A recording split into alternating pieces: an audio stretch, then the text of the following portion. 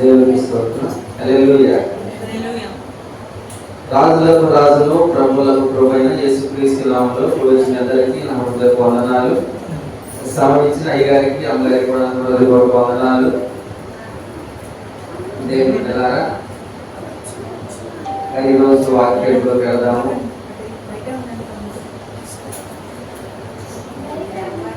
యూదులకు రాసిన పత్రిక 10వ అధ్యాయము 36వ వచనం. మీరు దేవుని చిత్తమును నెరవేర్చిన వారై వాగ్దానము పొందు నిమిత్తము మీకు ఓరమే అవసరమై ఉన్నది. చాలా చిన్న ప్రార్థన చేస్తుంది. మహాపరిశుద్ధుడు అయిన తండ్రి, జీవాధిపతివైన ప్రభువా, అయ్యా మీరు ఇచ్చిన మహాకృపకై వందనాలు. రాజా గడిచిన నెల నుండి నెల వరకు ప్రభువా మీ కృపలో కాచి కాపాడి అయా మమ్మల్ని అందరూ సజీవులుగా ఉంచి అయా మరొక నెలలో ప్రభువా మమ్మల్ని ప్రవేశపెట్టినందుకు వేలాది వందనాలు ప్రభువా.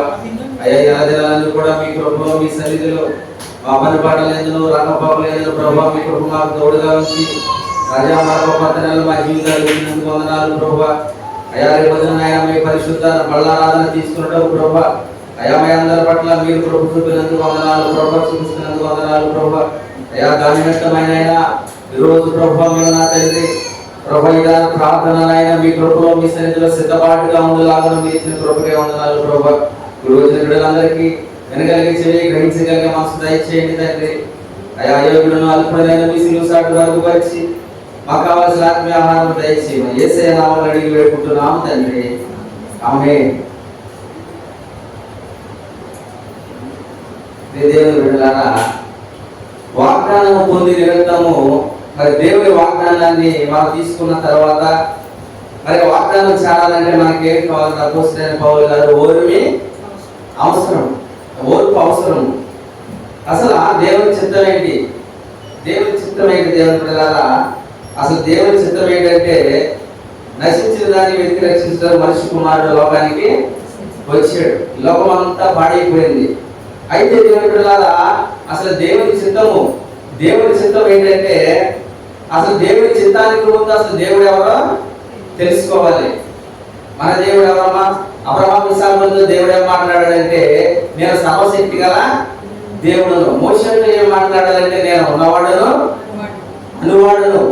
మరి అపోస్తలుడైన పౌలు గారితో ఏం మాట్లాడాడు? నువ్వు హింసిస్తున్న యేసుని. దేవుడు ఎవరంటే మరి కొన్ని సందర్భాల్లో జవాబు చెప్పకుండా అబ్రహాముతో ఏం మాట్లాడాడంటే యెహోవా ఈరే, యెహోవా షమ్మా, యెహోవా రఫ.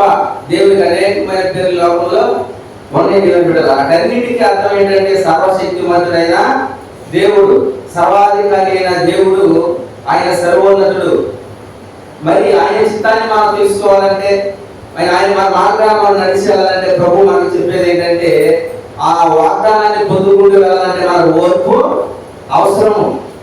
ఈ రోజున మరి ఆది కాండం మొదలుకొని ప్రకటన గ్రంథం వరకు కూడా దేవాది దేవుని యొక్క గొప్ప నామాలు మనము చూడగలము. ఆ దేవుని చిత్తాన్ని మనం నెరవేర్చాలంటే మరి అపోస్తలుడైన పౌలు గారు మనకి ఓర్పు కావాలి, మనకు రక్షణ కావాలి. అమ్మా మన పరలోకం వెళ్ళాలంటే మనకేం కావాలి? రక్షణ కావాలి. ఇశ్రాయేలీయుల దినాన 400 సంవత్సరాలు బానిసలుగా ఉండి దేవునికి మొరపెట్టారు.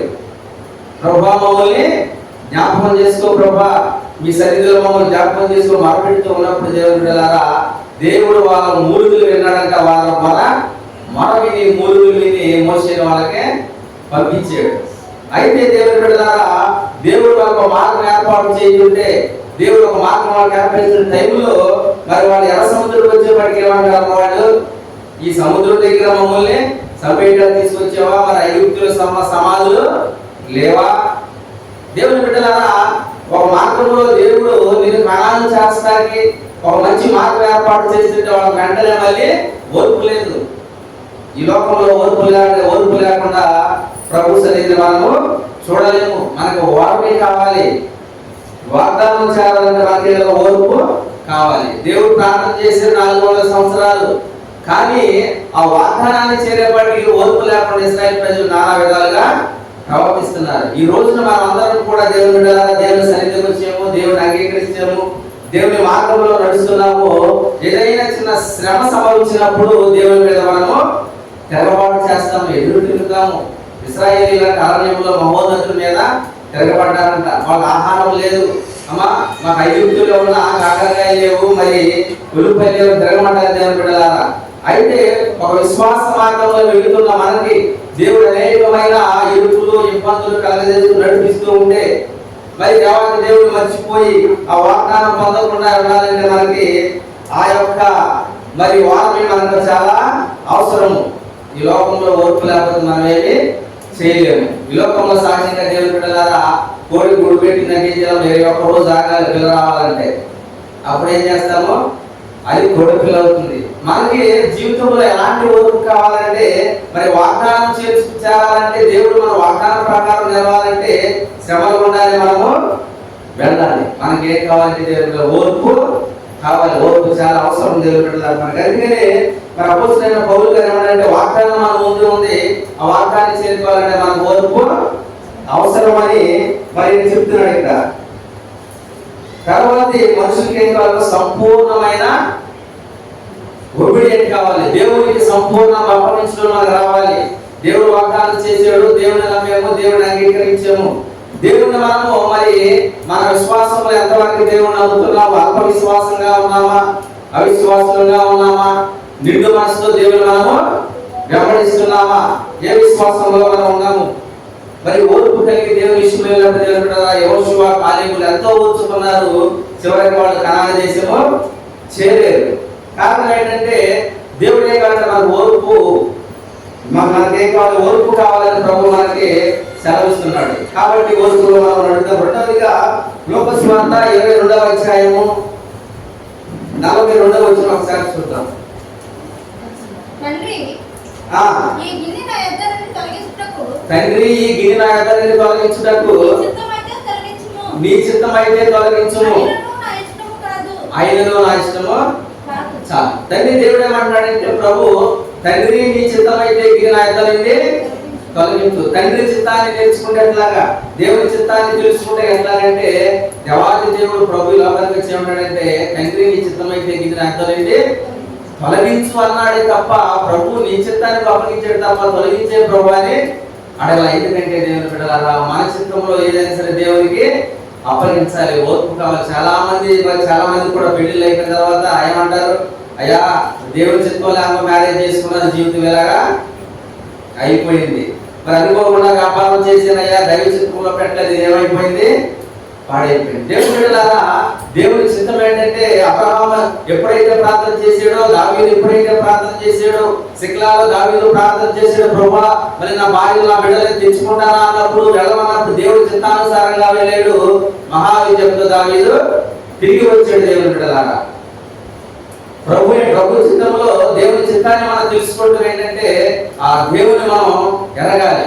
దేవుని చిత్తాన్ని మనం తెలుసుకున్నప్పుడు దేవుడు మనకు తప్పకుండా విజయాన్ని అనుగ్రహిస్తాడు. ఇశ్రాయేలీలందరూ కూడా మార్గ మధ్యంలో వస్తున్నప్పుడు మరి ఒకనొక సమయంలో మోషే మీద తిరగబడినప్పుడు మరి ఇశ్రాయేలీలు ముందుకు సాగుదామంటారు. మోషే ఏమంటాడంటే ఇశ్రాయేలీలా దేవుడు మీతో రాడు, దయచేసి మీరు వెళ్ళొద్దు అంటారు. అయినా సరే వాళ్ళు వెళ్ళారు. అక్కడ హద్దులైపోయారు కొంతమంది మార్గ మధ్యంలో. దేవుని చిత్తాన్ని కలిగి మనం వెళ్ళాలి. దేవుని బిడ్డలారా మనకేం కావాలి? ఓర్పు కావాలి. రెండవది ఏం చేయాలంటే ప్రభు ఏమన్నాడంటే తండ్రి చిత్తాన్ని అయ్యా నీ చిత్తం అయితే దాన్ని నెరవేర్చు. ఒకసారి కాదు, 2 సార్లు కాదు, 5 సార్లు ప్రార్థన చేసాడు. అక్కడ 3 సార్లు ప్రార్థన చేశాడు ప్రభు. 3 సార్లు ప్రార్థన చేసి ఏమన్నాడంటే తండ్రి నీ చిత్తం అయితే గిన్నె అర్థాలంటే తొలగించు. 3 సార్లు ప్రార్థన చేసిన తర్వాత తండ్రి చిత్తం ఏమైందో తెలుసా దేవుని బిడ్డలారా? పరలోకం నుండి దేవదత్తులు వచ్చి దేవునికి పరిచర్య చేసినాయి అంట. పరలోకం నుంచి వచ్చి దేవదత్తులు పరిచర్య చేసింది. కారణం ఏంటంటే మన తండ్రి చిత్తానికి ఏదైతే అప్పగించుకుంటామో అయా ఈ లోకంలో మీరు తెలుసుకోవాలి, అయా మాకు ఈ లోకంలో ఓర్పు కావాలి, తండ్రి నా చిత్తం కాదు నీ చిత్తం అని దేవుని ముందు పెట్టినప్పుడు ఎప్పుడైతే యేసుక్రీస్తు ప్రభువారు తండ్రికి మొరపెట్టాడో 3 సార్లు మొరపెట్టాడో 3వసారి ఆపు చేసి దేవుని బిడ్డలారా ఎప్పుడైతే ఆపాడో పరలోకం నుంచి దేవదత్తులు వచ్చి ప్రభువుకి సేవ చేయడం మొదలుపెట్టి మన జీవితాల్లో కూడా ప్రభువా ఈ ఉద్యోగం నేను చేయలేకపోతున్నాను అయినా, తర్వాత ఈ వ్యాపారం చేయలేకపోతున్నాను అయినా, కుటుంబాన్ని నడిపించలేకపోతున్నాను ప్రభువా, అయ్యే ఈ ఆర్థిక పరిస్థితులు నేను మరి చెల్లించలేకపోతున్నాను ప్రభువా, ఇది నీ చిత్తం ప్రభువా దేవుని చేతిలో పెట్టినప్పుడు దేవుడు ఏమంటాడంటే దేవుడు జోక్యం చేసుకుంటే దేవుని బిడ్డలారా అది మహా అభివృద్ధిగా మారుతుంది. మీ చింత యావత్తు ఆయన మీద వేయండి, ఎందుకంటే ఆయన మీ గురించి చింతపడుతున్నాడు. చింత యావత్తు ఆయన మీద ఏమిటి? కాబట్టి మన చింత యావత్తు ఎవరి మీద వేయాలి? దేవుని మీద వేయాలి. అందుకనే ప్రభు ఆయన చింత యావత్తు కూడా దేవుని మీద వేసాడు. అయ్యా తండ్రి, నీ చిత్తమైతే నా యుద్ధం నుండి తొలగించలేదు. కానీ దేవుని బిడ్డలారా, పరలోకం నుంచి దేవదూతలు వచ్చి ప్రభువుకి సేవ చేసింది. ఈ లోకంలో మరి మన చిత్తాన్ని, దేవుని చిత్తాన్ని కూడా మనం అప్పచెప్పుకుందాం. మన జీవితాలు మనకి ఏ ఇబ్బందులున్నా, ఇరుకులున్నా, సమస్యలున్నా, మరి మన జీవిత మార్గంలో ఏదైనా బ్రతుకుండగానే ఈ బాధలన్నీ తర్వాత మనతో ఏది కూడా రాదు, మరణంతో అయిపోతుంది. అందుకనే మన జీవిత కాలం అంతా కూడా దేవునికి విధేయులై ఉండాలి. ఓర్పు కావాలి, సహనం కావాలి, దేవుని చిత్తంలో నడవడానికి. మరి దేవుడు ఏమన్నా, తండ్రి నీ చిత్తం అయితే ఈ గిన్నె నా యొక్క తొలగించాలని చెప్పాడు. అయితే ప్రభు గిన్నె తొలగించలేదు, కానీ దేవదూతలు ఆయనకి సహాయం చేశారు. మరి ఆయన సముద్రం దగ్గర ఆ పేతురు, యాకోబు శిష్యులు దేవుడు ఎలా పిలుచుకున్నాడంటే, నన్ను వెంబడించండి. దేవుని చిత్తాన్ని తెలుసుకోవాలంటే శిష్యులు ఎలా ఉన్నారండి? నన్ను వెంబడించండి శిష్యులు ఎప్పుడైతే చెప్పాడో దేవుడు, ఆ శిష్యులు వల వదిలేసి ప్రభు దగ్గరికి వచ్చారు. కారణం ఏంటంటే, అప్పటికి ప్రభు ఎటువంటి ఆశ్చర్య కార్యాలు చేయలేదు, మరి లాజరుని బ్రతికిలేదు, అనేక మంది కుష్ఠరోగాలు కూడా అప్పటికే బ్రతికించలేదు. స్టార్టింగ్ లోనే నన్ను వెంబడించడని ప్రభు పిలిచాడు. వాళ్ళు వెంటనే వలంచిపెట్టి దేవుడి సన్నిధికి వాళ్ళు వెళ్ళారు. దేవుడి చిత్తాన్ని వాళ్ళు తెలుసుకున్నారు. దేవుని బిడ్డలారా, మన జీవితంలో ఆశ్చర్య కార్యాలు, మరి మన జీవితంలో మేలు జరగాలంటే మనం ఏం చేయాలంటే దేవునికి లోబడాలి. మరి అరణ్యంలో ఉన్న యెహోవా కూడా ఏమని చెప్తున్నాడంటే, లోకపాపాలను మోసుకో దేవుని గొర్రెపిల్ల, ఈయన రక్షకుడు, ఈయన ప్రభు, ఆయన మీరు తెలుసుకోండి. లోక పాపాలు మోసుకొని పోయి దేవుని గొర్రెపిల్ల కాబట్టి ఆ ప్రభువుని తెలుసుకోమని ఈ యొక్క యెహోవా కూడా వాళ్ళు చెప్తున్నాడు. దేవుని బిడ్డలారా, దేవుని చిత్తాన్ని మనం తెలుసుకోవాలంటే మరి అపోస్తలుడైన పౌలు గారు ఎప్పుడు రాసిన పత్రికలు ఏంటంటే, ఓర్పు మనకి కావాలి. యేసుక్రీస్తు ప్రభువు వారు కూడా తండ్రి నీ చిత్తమైతే గిన్నె యుద్ధం నుండి తొలగించు, ప్రభు చిత్తానికి అప్పగించాడు, దేవుడికి అప్పగించాడు. దేవుని బిడ్డలారా, పరలోకం నుండి దేవతలు వచ్చి దేవునికి సహాయం చేసి సేవ చేసేది. దేవుని బిడ్డలారా, మనం కూడా మన చిత్తాన్ని దేవునికి అప్పచెప్తాం. ప్రభువా, నీ చిత్తం లేకుండా మేమేమి చేయలేము, నీ చిత్తం లేకుండా ఒక అడుగు కూడా ఈ లోకంలో మేము బ్రతకలేము. ఎందుకంటే మరి భక్తుడైన దావీదు అంటాడు, అయ్యా నేను పడుకుంటున్నా, నేను లేచుటా, నీకు సమస్తము తెలుసు ప్రభు అని దావీదు గారు చెప్తాడు. దేవుని బిడ్డలారా, దేవుని చిత్తం ఏంటంటే అసలుకి ఆయన సన్నిధిలో నడపడమే దేవుని చిత్తము. కీర్తన గ్రంథము 27వ అధ్యాయము 4వ వచనము, యెహోవా యొద్ద ఒక వరం అడిగితిని, దానిని నేను వెతుకుచున్నాను. యెహోవా ప్రసన్నతను చూచుటకును, ఆయన ఆలయములో ధ్యానించుటకును నా జీవిత కాలమంతయు నేను యెహోవా మందిరములో. అది దావీదు గారి కోరిక ఏంటంటే, దేవుని బిడ్డలారా, ఆయన చిత్తం ఏంటంటే, ఆయన కోరిక ఏంటంటే, నా జీవిత కాలం అంతా కూడా దేవుని మందిరంలో నివసించాలి. దావీదు గారు ఎవరండి? దావీదు గారు దేవుని యొక్క హృదయాన్ని సారుడు. ఆయన ఒక కోరిక ఉందంట, అయ్యా నా రాజ్యాన్ని గొప్ప చెయ్యి, నా సైన్యాన్ని గొప్ప చెయ్యి, మరి ప్రపంచాన్ని నేను జయించాలి అని కోరిక లేదు కదా ఆయనకి. ఒక రాజు ఆయన కోరిక ఏంటంటే, అయ్యా నా జీవిత కాలం అంతా కూడా నీ సన్నిధిలో నేను ఉండాలి. అది యొక్క దావీదు కోరిక. దేవుని బిడ్డలారా, దావీదు ఎవరంటే దేవుని యొక్క హృదయానుసారుడు. ఆ దావీదు యొక్క కోరిక కూడా మనం అందరం కలిగి ఉండాలి. దేవుని బిడ్డలారా, ఒకనొక దినాన ప్రభు మాటతో అంటాడు, మారత నువ్వు అనేకమైన పరివారాలు పెట్టుకున్నావు, కానీ మరియా ఏమి ఎన్నుకున్నది? ఉత్తమమైనది ఎన్నుకున్న మరియా. ఉత్తమమైన అంటే దేవుని వాక్యం వినటమే ఉత్తమం. ఎన్ని పనులు పట్టుకున్నా సరే, ఎన్ని చేసినా సరే, ఒకటి మాత్రము అని ప్రభు చెప్పాడు. ఒకటి ఏంటంటే దేవుని దగ్గర, ఆయన పాదాల దగ్గర వాక్యం వెంటనే, స్వరం వెంటనే ఆయన ప్రభువులో నడవటమే. ఇక్కడ దావీదు గారు ఏమంటాడంటే, జీవిత కాలం కూడా ఆయన సన్నిధిలో బ్రతకాలి, అయ్యా నీ మందిరములో నేను నివసించాలని దావీదు కోరిక. దేవుని బిడ్డలారా, దేవుని చిత్తాన్ని ఎలా తెలుసుకుంటామంటే, దేవుని బిడ్డలారా, ఆయన మందిరంలో ఉంటే దేవుని చిత్తం మనకు తెలుస్తుంది. మందిరంలో దేవుని దీవెనలు ఉంటాయి, మందిరంలో దేవుని ఆశీర్వాదాలు ఉంటాయి, మందిరంలో దేవుని యొక్క ప్రసన్నత ఉంది, మందిరంలో దేవుడు నీకు సకలాశీర్వాదాలు కలగజేసేది కూడా దేవుని మందిరంలో. అందుకనే దేవుడు ఏమంటాడంటే, మన అనేక దినాలు ఎన్ని మాటలు మాట్లాడినా, ఎన్ని చేసినా, ఎవరితో మాట్లాడినా, మనం ఎన్నో చేయాలనుకున్నా మందిరంలో వచ్చి ప్రార్థన చేసినప్పుడు దేవుని చిత్తం అంటే దేవుడు మనకి తెలియజేస్తాడు. దాన్ని మనం చేస్తాం. దేవుని అవి వేరే కూడా నెరవేర్చాం. మనం ఎప్పుడైతే దేవుని సన్నిధిలో మాట్లాడతామో దేవుని చిత్తం మనకి నెరవేరుస్తాడు. అప్పుడు దేవుని చిత్తానుసారంగా మనం నడుస్తాము. దేవుని చిత్తం ఏంటంటే దేవుని బిడ్డలారా, మన ముందు ఒక ఓర్పు ఉంది, మన ముందు ఒక మార్గం ఉంది. ఆ మార్గంలో మనం నడవాలంటే మనకు ఓర్పు కావాలి. తండ్రి చిత్తం నెరవేర్చాలంటే దేవుని చిత్తాన్ని మనం నెరవేర్చుకోవాలి, దేవుడికి లోపడాలి. అయా నీ చిత్తమే నెరవేర్చని ప్రభువుని మనము ప్రతిమాలుకోవాలని ప్రభువు మనకు తెలియజేస్తున్నాడు. దేవుని బిడ్డలు అబ్రహాము గారి విషయాలు వచ్చడానికి ఆదికాండము 12వ అధ్యాయం 1వ వచనంలో ప్రభు ఏమంటాడంటే, యెహోవా నీవు లేచి నీ దేశం నుండి నీ బంధువుల యొద్ద నుండి నీ తండ్రి ఇంట నుండి బయలుదేరి నేను నీకు చూపించు దేశమునకు వెళ్ళుము. నిరీక్షణ ఆధారం లేనప్పుడు అబ్రహాము దేవుని నమ్మెను. అబ్రహాము కల్దీయుల దేశంలో ఉన్నాడు. అబ్రహాము తండ్రి హారాము దేవుని బిడ్డలారా, ఆ ప్రాంతాల్లో దేవుడు అంటే ఎవరు కూడా తెలీదు. నీ దేశాన్ని, నీ తండ్రి ఇంటిని, నీ బంధువులు వదిలేసి నేను చూపించే దేశానికి వెళ్ళు ఆయన బయలుదేరి వెళ్తున్నాడంటే దేవుని బిడ్డలారా, ఆ తండ్రి అడుగుతున్నాడంటే ఏమని అడుగుతాడు? నాయన ఏ దేవుడు రమ్మన్నాడు నిన్ను? ఆ దేవుడు పేరేంటి? ఏ ఊరు రమ్మన్నాడు? ఆ ప్రాంతం ఎక్కడ? మరి నీకు ఆహారం ఉండడానికి ఎక్కడ ఉంటుంది అని ఆ తండ్రి క్వశ్చన్ వేస్తే దేవుని బిడ్డలారా, ఆ తండ్రికి కూడా సమాధానం ఏం చెప్పాడంటే, నాకు తెలియదు కానీ దేవుడు రమ్మన్నాడు, నేను వెళుతున్నాను. అందుకే అబ్రహాము కలిగిన విశ్వాసం మనం కూడా కలిగి ఉండాలి. నిరీక్షణ ఆధారాల్లో లేనప్పుడు దేవుని బిడ్డలారా, అబ్రహాము దేవుడిని నమ్మాడు. పచ్చి విగ్రహాలను అసలు విగ్రహాలను దేవుడు పిలిచాడు. అబ్రహాము ఎప్పుడైతే దేవుడికి లోబడ్డాడో, నిరీక్షణ ఆధారం లేవు, ధర్మశాస్త్రం లేదు, దేవుని వాక్యం లేదు, ఆ రోజు విగ్రహాల పరిస్థితుల్లో అబ్రహామును పిలిచాడు. ఎప్పుడైతే అబ్రహాము బయటకు వచ్చాడో దేవుని బిడ్డలు, అబ్రహాము దేవుడు బహుగా ఆశీర్వదించాడు. అబ్రహాము దేవుని ఆశీర్వాదాలు ప్రపంచాన్ని అందరూ కూడా దేవుడు పంచగలిగాడు. ఎందుకంటే అబ్రహాము దేవుని చిత్తాన్ని తెలుసుకున్నాడు, దేవుని పిలుపుకు లోబడ్డాడు. అయ్యా తండ్రి మాట వినలేదు, భార్య మాట వినలేదు, ఎవరి మాట వినలేదు, కానీ దేవుని చిత్తానికి లోబడుతూనే వచ్చాడు, దేవునికి లోబడ్డాడు. దేవుని బిడ్డలారా, ఈ రోజున ఆయన విశ్వాసులకు తండ్రిగా అందరికి ఈ రోజున సజీవంగా ఉన్నాడని మనం గుర్తించగలము. ఈ రోజున మరి ప్రభువు యేసు క్రీస్తు వారు దేవుని చిత్తాన్ని మనం తెలుసుకోవాలంటే, దేవుని చిత్తాన్ని మనం తెలుసుకునే విషయంలో పాత నిబంధన గ్రంథంలో యాజకుల దగ్గరికి వెళ్ళి ప్రజలందరూ కూడా ఆ పాపాలు ఒప్పుకుంటూ ఉండేవాడు అంట. యాజకుడు ఒక అంగి వేసుకుని ఉండేవాడు, ఆ అంగికి ఒక తాడు కట్టుకునేవాడు, తాడుకి ఒక నల్లది ఒక తెల్లది రెండు ఉండేవి తాళ్ళు. దేవుని బిడ్డలారా, చివర ఒక నల్లది తెల్లది తాడు ఉండేటప్పుడు ఆ యాజకుడి దగ్గరికి వెళ్ళి పాపాలు ఒప్పుకుంటారు. అయ్యా నేను పాపం చేశాను, లేదంటే నీకు పని చేయాలి, లేదంటే యుద్ధానికి వెళ్ళాలని దేవుని చిత్తాన్ని తెలుసుకునేటప్పుడు అంటే దేవుని బిడ్డలారా, దేవునికి ప్రార్థన చేసినప్పుడు యాజకుడు కూడా కనిపించదంట.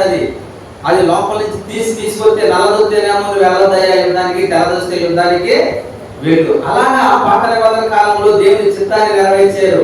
ఇప్పుడైతే కొత్త నిబంధన కాలంలో ప్రభు మనకి ఏమి ఇచ్చాడంటే, పరిశుద్ధాత్మ దేవుడు మనకి అన్ని కూడా అనుగ్రహిస్తున్నాడు. దేవుడు ఏమన్నాడంటే, మీకు పరిశుద్ధాత్మ దేవుడు మనకి పరిశుద్ధాత్మని విడిచిపెట్టి వెళ్ళాడు. దేవుడు పరిశుద్ధాత్మను పంపించాడు. ఆయన మనకి సదాకాలం కూడా తోడుగా ఉంటాడు. ఏ మార్గంలో నడవాలి, ఎటు వెళ్ళాలి, పరిశుద్ధాత్మని మరి దేవుని కృపను ఎలా పొందుకోవాలి, దేవుని చిత్తాన్ని ఎలా తెలుసుకోవాలి, దేవుడు పరిశుద్ధాత్మ దేవుడు మన మధ్య ఈ రోజున ఉన్నాడు. కారణం ఏంటంటే అది దేవుని యొక్క కృప. దేవుని చిత్తాన్ని మనం ఎలా తెలుసుకోవాలి? పరిశుద్ధాత్మ దేవుడు ఏం తెలియజేస్తాడంటే, మనకి పరిశుద్ధాత్మ దేవుడు ఒక రాజ్యాన్ని గురించి మనకు చెప్తాడు. పరలోక రాజ్యము, ఒక పరలోక రాజ్యం ఉంది.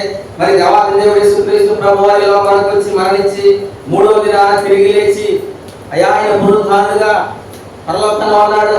ఆయన అతి త్వరగా మళ్ళీ రాబోతున్నాడు అని ఆత్మదేవుడు మనకు చెప్తుంటే మనం దానికి సిద్ధపడాలి. దేవుని బిడ్డలారా, మనం సిద్ధపడినప్పుడు దేవుడు మనం తప్పకుండా రక్షిస్తాడు. ప్రతి మానవుడు, ప్రతి మనిషి కూడా రక్షణ లేకుండా ఎవరు కూడా దేవుని సన్నిధిలో చేరలేదు. ఎందుకంటే నేను మార్గము, సత్యము, జీవము నా ద్వారా తప్ప ఎవరో తండ్రి వద్దకు చేరడు. మరి ప్రభువు యేసుక్రీస్తు వారు ఆత్మ ద్వారా, పరిశుద్ధాత్మ ద్వారా వారు ప్రేరేపిస్తూ ఉండగా దేవుని రాజ్యాన్ని తెలుసుకోవాలంటే మనం ఏం చేయాలంటే, రక్షణ మనకు కావాలి. రక్షణ మనకు కావాలి. యోహాను సువార్త 4వ అధ్యాయము 41వ వచనము 42వ వచనము,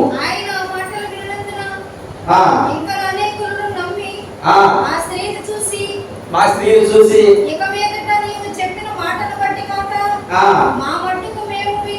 మా మట్టుకు మేము విని మేము నిజముగా ఇతడు లోకరక్షకుడని తెలుసుకుని నమ్ముచున్నామని దేవుని స్తోత్రం. చాలా హల్లెలూయా. సమరయ స్త్రీ చెప్పింది వాళ్ళకి, అయ్యా విన్న వాటిని కన్న వాటిని నేను చూశాను. ఆయన మెస్సయ్య కాడని ఆ యొక్క ప్రజలందరికీ, సమరయ ప్రజలందరికీ చెప్పినప్పుడు యేసుక్రీస్తు ప్రభు అని 2 దినాలు మా దగ్గర ఉండాలి ప్రభు అడిగినప్పుడు ఆ ప్రభువుని వీళ్ళు ఏమంటారంటే, అయ్యా మేము మరి ఆ యొక్క సమరయ స్త్రీ చెప్పిందే కాదు కానీ మేము కనులారా విన్నాము, మేము చూసాము. ఈయన ఎవరమ్మా? లోక రక్షకుడు. ఈయన మనందరూ కూడా లోక రక్షకుడు ప్రభు అయిన యేసుక్రీస్తు వారు. మరి లోక సువార్తలో ఉంటది ఏమా, మరి ఆయన యేసుక్రీస్తు ప్రభు వారు తన ప్రజల నుండి వారి పాపాలు ఆయన రక్షిస్తాడు కాబట్టి ఆయనకి యేసు అని పేరు పెట్టబడేది. ఆయనే రక్షకుడు. మనం రక్షించబడాలంటే ప్రభు దగ్గరికి మనము వెళ్ళాలని దేవుని బిడ్డలారా. సమరయ ప్రాంతంలో సమరయ గుండా వెళ్ళినప్పుడు ఆ ప్రాంతంలో వెళ్ళకూడదు కానీ ప్రభు అయినా సరే ఆ ప్రాంతం కూడా వెళ్ళాడు. కారణం ఏంటంటే దేవుని బిడ్డలారా, ఒక పాపి రక్షింపబడాలి. సమరయులు యూదులు ఎప్పుడు కూడా కలిసి ఉన్నారు. వాళ్ళు వెళ్ళే మార్గాన్ని కూడా యూదులు వెళ్ళరు దేవుని బిడ్డలారా. అలాంటి పరిస్థితుల్లో కూడా ప్రభువు వెళ్ళవలసి వచ్చింది కాబట్టి ఆయన వెళ్ళాడు. వెళ్ళి ఒక పాపని రక్షించాడు. ప్రజలందరూ కూడా తెలుసుకున్నారు నిజంగా ఆయన లోక రక్షకుడు. ఆయన ఆ రక్షణ మనం తెలుసుకోవాలంటే దేవుని బిడ్డలారా, రక్షణ మనకు కావాలంటే ప్రభువుని మన హృదయంలో అంగీకరించాలి. ఆయన ఆత్మదేవుడుగా మనలో ఉన్నాడు.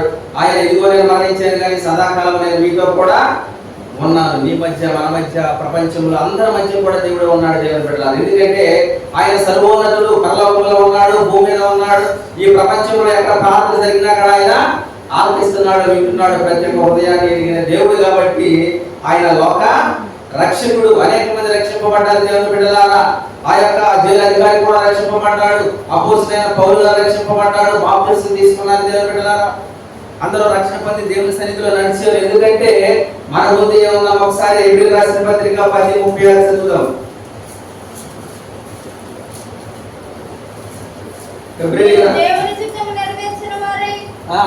వాగ్దానము పొంది నిమిత్తము మనకు ఓరిమి అవసరమై ఉన్నది. మన పరలోకం వెళ్ళాలంటే, మన జీవ గ్రంథంలో చేరాలంటే మనకి ఏం కావాలో? ఓర్పు కావాలి, రక్షణ కావాలి. రక్షణలో మనం రక్షింపబడాలి.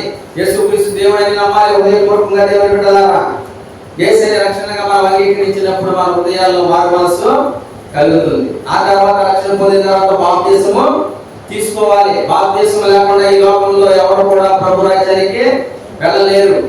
బాప్తిసం అంటే దేవుని బిడ్డలారా, ఈ భూ ప్రపంచంలో ఎవరు కూడా అసలు వాస్తవానికి ఈ యొక్క ప్రపంచంలో ఆదిలోనే కూడా బాప్తిసంలో నుంచి మనం అందరం కూడా వచ్చి మంచి ఆదికాండం 1:9 ఒకసారి ఆదికాండము 9:1-9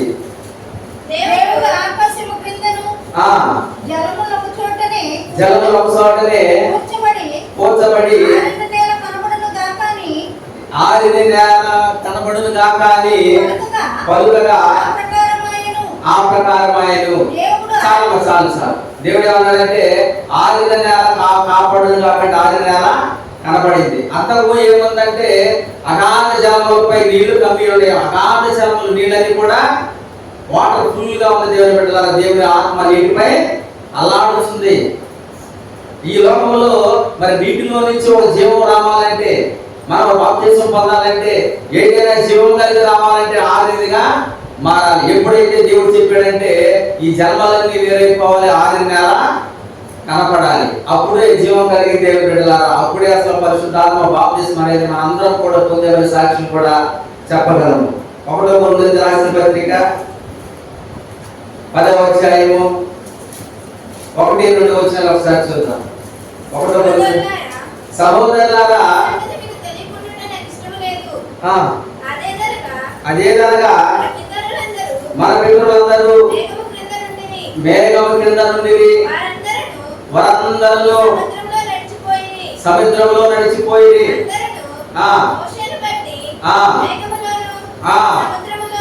మోషేను బట్టి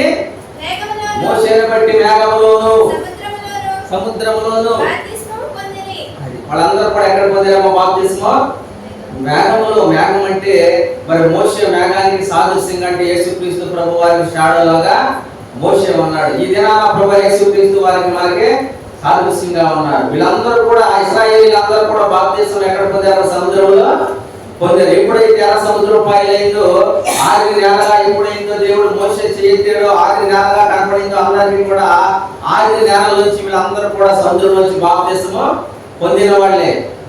నీటిలో నుంచి దాటబడిన వాళ్ళందరూ కూడా మరి బాప్తిస్మం పొందిన వారి దేవుని బిడ్డలు. ఈ రోజు మనందరం కూడా బాప్తిస్మం తీసుకోవాలి దేవుని రాజ్యానికి వెళ్ళాలంటే.